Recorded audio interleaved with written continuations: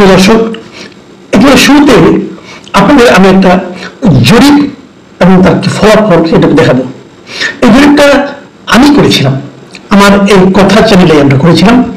একটু আগের জরিপ, 2 মাস আগের জরিপ, এবং সেই 2 মাস আগের বাস্তবতা কি লিখেছিলাম সেটা আপনি দেখেন, তাহলে বুঝতে পারবেন 2 মাসে খুব একটা চেঞ্জ হয়েছে কিনা। আমাদের প্রশ্নটা ছিল, দেশের প্রত্যন্ত অঞ্চলে ব্যাপক চাঁদাবাজির অভিযোগ দেখা যাচ্ছে। বলা হচ্ছে চাঁদাবাজি আগের মতো আছে, কেবল হাত বদল হয়েছে। কারা করছে এইসব অপকর্ম? এই ছিল প্রশ্ন। এই প্রশ্নের উত্তর দিতে যে ৭৭,০০০ লোক ভোট দিয়েছিল। ৭৭,০০০ কিন্তু একটা বড় ফিগার, বুঝতে পারছেন। এবং সেই প্রচুর মন্তব্য এসেছিল, মন্তব্যগুলো অ্যাভয়েড করছি। ৭৭,০০০ মন্তব্যের মধ্যে আবার ৭৭% উত্তরদাতা বলেছেন এর জন্য দায়ী বিএনপি ও তাদের সমর্থকরা। আর তারপর জামায়াত ও সমর্থকদেরকে দায়ী করেছেন 13%, আওয়ামী লীগ ও তার সমর্থকদের দায়ী করেছেন 6%, এবং 4% বলেছেন তারা বলতে পারবেন না এর জন্য কে দায়ী। তাহলে মানুষ আসলে কি মনে করছিল আজকের থেকে 2 মাস আগে, যে প্রত্যন্ত অঞ্চলে, গ্রামাঞ্চলে অথবা জেলা শহরগুলিতে যে ব্যাপক চাঁদাবাজি হচ্ছে, তার মূল হোতা হলো বিএনপি কিংবা তার সমর্থকেরা, হয়তো যুবদল অথবা ছাত্রদল, এরা। এটা কিন্তু একটা পাবলিক পারসেপশন, মাথায় রাখবেন।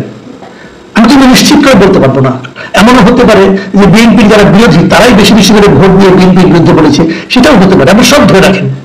কিন্তু এই পারসেপশনটা আজকে থেকে 2 মাস পর, মানে এখন যদি আপনি কাউকে জিজ্ঞাসা করেন এটা কি কমবে, আপনারা আপনাদেরকে প্রশ্ন করুন, অথবা আপনারা আপনাদের আশেপাশে তাকিয়ে দেখুন।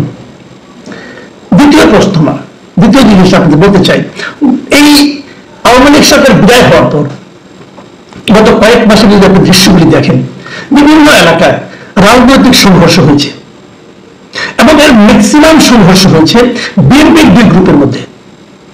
হয় বিএনপির সঙ্গে যুবদলের, যুবদলের সঙ্গে ছাত্রদলের, অথবা ছাত্রদল বনাম ছাত্রদল, যুবদল বনাম যুবদল, অথবা বিএনপি বনাম বিএনপি, কমিটি গঠন নিয়ে, এলাকায় আধিপত্য নিয়ে, নানা রকম, এমনকি টেম্পো স্ট্যান্ডে কে চালু করবে সেটা নিয়ে, এগুলো আপনারা জানেন। গত কয়েকদিন আমি যদি কয়েকদিনের পত্রিকার জাস্ট একটু আপনাদের হেডলাইনগুলি দেখাই, কয়েকটা দেখেন। দেখেন, প্রথমত একটা হেডলাইন, লক্ষ্মীপুরে বিএনপির 2 পক্ষের সংঘর্ষ, নিহত 1, আহত 15। আরেকটা হেডলাইন, বাজার ইজারাকে কেন্দ্র করে ফেনীতে বিএনপির 2 পক্ষের সংঘর্ষ। সিদ্ধিরগঞ্জে আধিপত্য দ্বন্দ্বে বিএনপি ছাত্রদল সংঘর্ষ, গুলি, আহত 10। তারাইলে বিএনপির কাউন্সিল নিয়ে 2 পক্ষের সংঘর্ষ, নিহত 1, আহত 5। মানে একটা কমিটি কি হবে সেটা নিয়ে মারামারি করে একজন মরেই গেল, একজন লোক জাস্ট মারা গেল, কমিটি কি হবে না হবে এটা নিয়ে ভাবুন একবার। কোন পর্যায়ে চলেছে এগুলো? নরসিংদীতে বিএনপির 2 পক্ষের সংঘর্ষে আহত শ্রমিক দল নেতার মৃত্যু, এখানে বলে গেছে। নারায়ণগঞ্জ, এখানে কি হয়েছে শোনার করে, বিজয় দিবসের র্যালিতে বিএনপির 2 পক্ষের সংঘর্ষে আহত 12। মানে একটা র্যালি করবে, বিজয় র্যালি করবে, সেখানেও তারা সংঘর্ষ করছে। কেন? আসলে আধিপত্য বিস্তার। এই সবকিছুর কারণ কিন্তু আধিপত্য বিস্তার। আধিপত্যটা কেমন?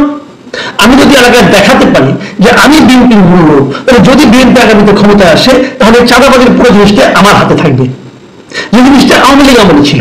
মানে রাজনীতিটা কোন দিকে যাচ্ছে এটা ভেবে দেখুন। আরেকটা হেডলাইন দেখেন, কুষ্টিয়ায় বিএনপির 2 পক্ষের সংঘর্ষ, আহত 3। মানে এরকম আপনি যদি খোঁজেন অনেক পাবেন, অনেক পাবেন। এক জাস্ট খেলে হাতে কাছে যেগুলো পেয়েছে আপনাকে দেখালাম। আবার দেখুন, এই যে ঘটনা প্রবাহ, এই ঘটনা প্রবাহের আরেকটা দিক আছে, সেটি একটু বলি। সেদিকটা হলো, সম্ভবত বাংলাদেশে বিএনপি প্রথম একটা রাজনৈতিক দল, যে রাজনৈতিক দল নাকি এই সময় সবচেয়ে বেশি সংখ্যক তাদের দলীয় নেতাকর্মীকে এই সমস্ত অপকর্মের অভিযোগে অথবা অপকর্মের দায়ে দল থেকে বহিষ্কার করেছে। কোথাও কোথাও বিএনপির পক্ষ থেকে তাদের কর্মীর বিরুদ্ধে মামলা করা হয়েছে, পুলিশের হাতে ধরিয়ে দেওয়া হয়েছে। হয়েছে কিনা? হয়েছে। এটাও কিন্তু প্রথমবারের মতো। কখন আগে দেখেছেন? আমি দেখিনি। বিভিন্ন দলের নেতাকর্মীদের ধরিয়ে দেয়, দেখিনি আমি। তাহলে এই সবকিছু আমি বললাম বিএনপি নিয়ে। কেন বললাম সে আলোচনায় একটু আসি, সংক্ষেপে আসি, বেশি বড় করলে অনেক বড় হয়ে যাবে। প্রশ্নটা হলো, প্রথম প্রশ্নটা করি, এই যে মারামারিগুলো হচ্ছে, এই মারামারিগুলিতে এই যে অঘটন অপকর্মগুলি হচ্ছে, এতে বদনাম হচ্ছে কার? বিএনপির। ভাবুন, যদি সামনে নির্বাচনে হয় একটা, সেই নির্বাচনে এই ঘটনাগুলি যদি উপস্থাপিত করা হয়, ক্ষতি হবে কার? বিএনপির। তাহলে বিএনপি কেন নিজের ক্ষতি সেটা নিজে বুঝতে পারছে না, নাকি বুঝতে পারছে কিছু করতে পারছে না। যা কিছু করছে তারা, তাতে কি থামানো যাচ্ছে না? যাচ্ছে না। সেটা হলো মরুভূমিতে এক ফোঁটা পানি ফোড়ার মতো হচ্ছে, সেই পানি হারিয়ে যাচ্ছে। তাহলে এই যে ঘটনাগুলি ঘটছে, লাভ হচ্ছে কার? এটাই হলো $1,000,000 কোশ্চেন। লাভ হচ্ছে কার? দেখেন, অপরাধ বিজ্ঞানে একটা কথা বলা হয়, যখন কোনো অঘটন ঘটে, তো একটা হত্যা হলো, একটা বড় ধরনের অন্যায় হলো, একটা ডাকাতি হলো, যা কিছু ঘটলো, যখন একটা অন্যায় ঘটে, অপরাধ বিজ্ঞানীরা প্রথমে যে কাজটা করেন, প্রথমত যে দেখেন এতে বেনিফিশিয়ারিকে, মানে কার লাভ হচ্ছে, কার সুবিধা হচ্ছে, এবং সেটাই হলো সবচেয়ে ইম্পর্টেন্ট। এখানেও তাই। বলুন তো, লাভটা কার হচ্ছে? লাভটা কার হচ্ছে? বিএনপি তো ধরে নিয়েছে, অনেকে বলে যে না, বিএনপি আগামীতে নিশ্চিন্ত ক্ষমতা আসবে। আসবে কি নিশ্চিন্ত? আপনারা কিভাবে নিশ্চিন্ত ভাই? আমরা কিন্তু এরকম দেখেছি 91-এ যখন এরশাদের পতন হলো, এরশাদের পতন হওয়ার পর অনেকে নিশ্চিন্ত হয়ে গিয়েছিলেন যে আওয়ামী লীগ ক্ষমতা আসবে। সবাই ধরে নিয়েছিল। আওয়ামী লীগের সভানেত্রী তৎকালীন শেখ হাসিনা 3 জায়গা থেকে দাঁড়িয়েছিলেন, ঢাকার তেজগাঁও থেকে, পুরোনো ঢাকা থেকে, আর নিজের বাড়ি টঙ্গিপাড়া থেকে। টঙ্গিপাড়ায় না দাঁড়ালে তার খবর আছে না, কারণ উনি তেজগাঁওতে মেজর মান্নান নামে একটা অখ্যাত লোকের কাছে হেরে গেছিলেন, এবং পুরোনো ঢাকায় সাদর হোসেন খোকার কাছে হেরে গিয়েছিলেন, এবং দল হিসেবে আওয়ামী লীগ ওই নির্বাচনে পরাজিত হয়েছিল। কেউ চিন্তাও করেনি, কেউ না। কিন্তু নির্বাচনটা এরকম, কি হবে আপনি বলতে পারবেন না।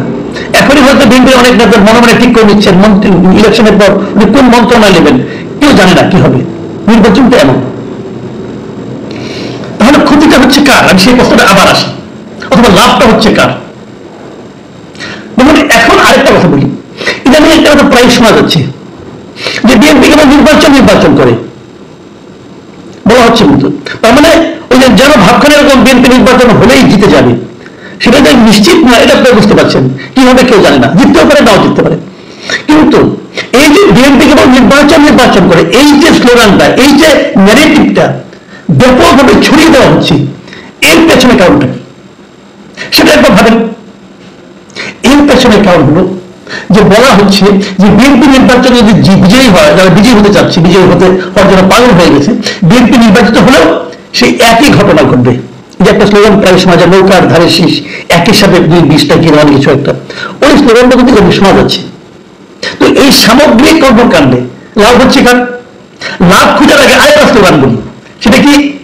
যে ডক্টর ইউনূসের সরকারকে 5 বছর থাকতে হবে, কেউ কেউ বলছেন 10 বছর থাকতে হবে। ইংরেজের সরকার কোন রাজনৈতিক সরকার না, অরাজনৈতিক সরকার। এই অরাজনৈতিক সরকারের পক্ষে কিন্তু লোকজন আছে, তারা বলছে এখানে রাজনীতি দোষারোপ করছে, বলছে যে অনেক রাজনৈতিক দল দেখেছি, রাজনৈতিক সরকার দেখেছি, এবার বরং এবার অরাজনৈতিক সরকার দেখি। তার মানে নির্বাচনের বাইরে যে একটা সরকারকে দীর্ঘদিন ক্ষমতায় রাখার জন্য একটা পক্ষ, সোশ্যাল মিডিয়া বলেন অথবা অন্য কোথাও বলেন, তারা মাঠে নেমেছে। এটা যদি হয় তাহলে এই যে অরাজনীতিকরণ, অরাজনৈতিক সরকারকে ক্ষমতা রাখা, রাজনীতির বিরুদ্ধাচরণ করা, এই যে প্রক্রিয়া, এই যে পক্ষটা, এই পক্ষটা হচ্ছে লাভ। এখন এই পক্ষটা কারা? যারা এই মুহূর্তে ক্ষমতা আছে। এখন আবার আমি একটু সামনের দিকে যাই, শুরুর দিকে যাই। শুরু দিকে কি এই যে বিএনপি এত মারামারি হচ্ছে, বিএনপি চাঁদাবাজি করছে, আমরা বলছি এটা থামছে না কেন? থামানোর কোনো চেষ্টা কি হচ্ছে? আচ্ছা, যদি একটা জায়গায় মারামারি হয়, টেম্পো স্ট্যান্ডের দখল নিয়ে, থামানোর দায়িত্ব কার? বিএনপি তার নেতাকর্মীকে বলতে পারে তোমরা এটা করো না, কিন্তু তারা যখন একদম নগদ প্রাপ্তি, নগদ টাকা, তখন তারা করার চেষ্টা করবে। থামানোর দায়িত্ব কার? থামানোর দায়িত্ব সরকারের। সরকার থামাচ্ছে না কেন? তাহলে সরকারকে ইন্টেনশনালি থামাচ্ছে না, সরকারকে জনগণের মধ্যে রাজনীতির বিষয়ে একটা ভীতি সঞ্চার করার জন্য, একটা ভীতির জন্ম দেওয়ার জন্য সরকারকে ইচ্ছাকৃত ভাবে এগুলো হতে দিচ্ছে। তাই যদি হয় তাহলে ভিলেনটাকে, এই জিনিসটা কিন্তু আমাদের ঠান্ডা মাথায় চিন্তা করতে হবে। আসলে এই সব কিছুর পেছনে কি কাজ করছে? এর পেছনে একটা খুবই সুপরিকল্পিত চিন্তা কাজ করছে বলে আমি মনে করি। আমি আশা করব সরকার এগুলো থামানোর চেষ্টা করবেন। যদি সরকার এগুলো থামানোর জন্য এখন থেকে সতর্ক, যে দলই হোক, আপনার তো দল দেখার দরকার নেই ভাই, আপনি সরকারে আছেন, আপনার দায়িত্ব সারা দেশে শান্তি শৃঙ্খলা বজায় রাখা। যদি ঘরে ঘরেও মারামারি হয় সেটাও আপনার দেখার দায়িত্ব। মারামারি কেন হবে? মারামারি থামাবেন আপনি। দলের মধ্যে মারামারি হলে আপনাকে থামাতে হবে। আওয়ামী লীগের মধ্যে মারামারি হলে আপনি থামাবেন না, জামাতের মধ্যে জামাত শিবিরের মারামারি হলে থামাবেন না, থামাবেন। আপনার কাজই এটা। এই ভূখণ্ডের যা কিছু অপকর্ম ঘটবে সেটা নিয়ন্ত্রণ করার দায়িত্ব সরকারের।